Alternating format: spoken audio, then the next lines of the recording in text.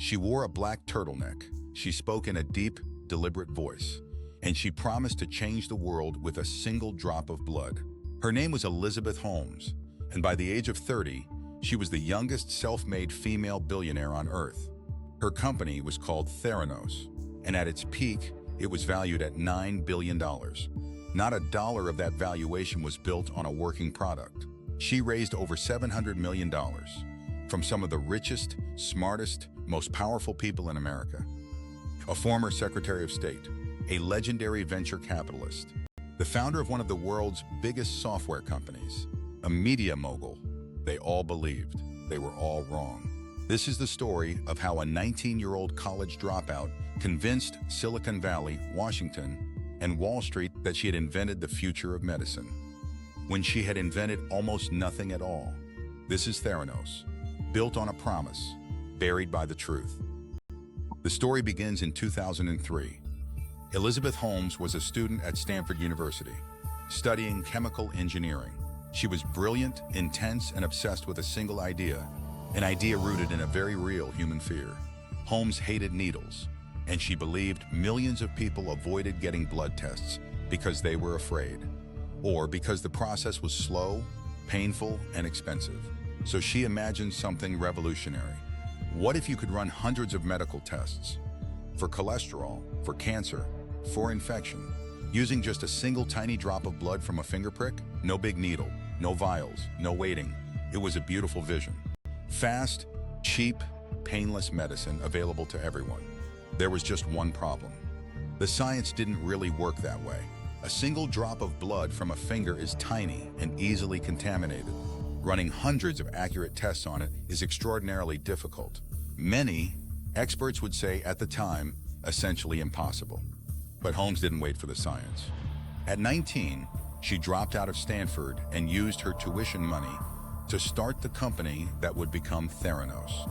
And here is the first thing to understand about her. She wasn't just selling a product. She was selling a story about herself. A young woman, a Stanford dropout, building world-changing technology in a male-dominated industry. The next Steve Jobs. She even adopted his black turtleneck as a uniform. The story was magnetic, and in Silicon Valley, a great story can raise an enormous amount of money, long before anyone checks whether the product actually exists. By the early 2010s, the story was working beyond anyone's wildest dreams. Theranos claimed it had built a machine, eventually called the Edison, that could perform its revolutionary blood tests. Holmes claimed the device could run hundreds of different tests from that single drop of blood. The money poured in. Theranos raised over $700 million. And by 2013 and 2014, the company was valued at $9 billion. Holmes owned about half of it. On paper, she was worth $4.5 billion. But it was the people who believed in her that made Theranos untouchable. Look at the board of directors. It included two former U.S. Secretaries of State, Henry Kissinger and George Shultz, a former Secretary of Defense, prominent generals and senators. It was less a startup board than a gathering of the American establishment. Among her investors were some of the most sophisticated names in the country. The founder of Oracle, Larry Ellison, the venture capitalist Tim Draper, the Walton family of Walmart, the DeVos family. Rupert Murdoch reportedly invested over $100 million. And then came the partnership that made it real for ordinary people. Walgreens, the giant pharmacy chain, agreed to put Theranos blood testing centers inside its stores. Real patients in real pharmacies would now get their blood tested using Theranos technology. Holmes was on the cover of magazines. She was praised by presidents. She gave TED Talks. She was, for a moment, the most celebrated entrepreneur in America. And the entire thing was a mirage. Here is the secret hiding behind the $9 billion valuation. The Edison machine, the revolutionary device at the heart of everything, barely worked. Internally, Theranos knew. The devices produced unreliable results. They failed quality control checks. The single drop of blood technology that was the company's entire reason to exist could only perform a tiny handful of tests, and even those were often inaccurate. So what did Theranos actually do when real patients needed real results? This is the part that turns a failed startup into a genuine danger. For most of its tests, Theranos secretly used ordinary commercial machines, the same standard blood testing equipment made by other companies that hospitals everywhere already used. The revolutionary company was quietly running its tests on other people's technology. And worse, to make the finger prick story work, they sometimes diluted the tiny blood samples to run them on those standard machines, a process that could make the results even less accurate. Now connect this to Walgreens. Real patients were walking into pharmacies, getting their blood tested, and receiving results. Some of those results were wrong. People were told they might have serious conditions they didn't have. Others may have been falsely reassured they were healthy when they weren't. This was no longer a story about money. This was about patients making medical decisions based on results from a technology that didn't work. The lie had left the boardroom. It was now in people's veins. So how did it all come apart? It came apart because of a few people who refused to look away. Inside Theranos, young employees grew alarmed.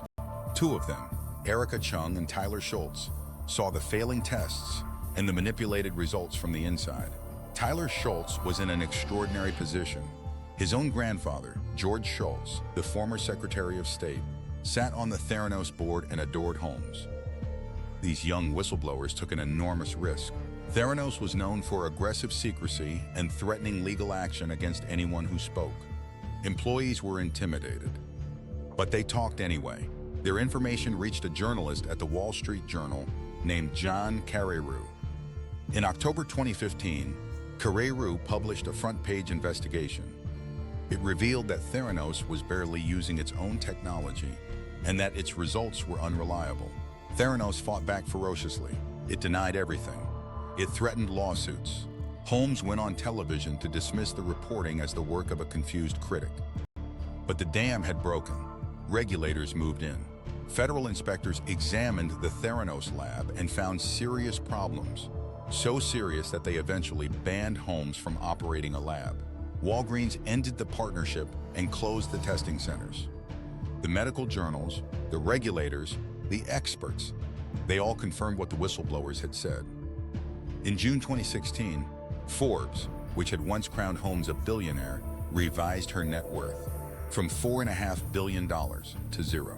The $9 billion company was, in truth, worth almost nothing because it had never really had anything to begin with. The collapse was total. In 2018, the Securities and Exchange Commission charged Holmes and the company with massive fraud, an elaborate, years-long deception of investors. Holmes settled those charges, paid a fine, and gave up control of the company. That same year, what was left of Theranos was dissolved. The $9 billion dream simply ceased to exist. But the criminal case was just beginning. Holmes and her former partner, both in business and in a secret romantic relationship, Sunny Balwani, were charged with wire fraud and conspiracy. Holmes went on trial in 2021. The woman who had been celebrated as the next Steve Jobs now sat in a federal courtroom. Former employees testified. Investors testified. The faulty Edison device was dissected in front of a jury.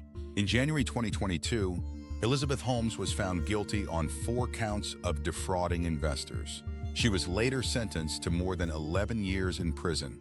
Balwani was convicted separately and sentenced to nearly 13 years.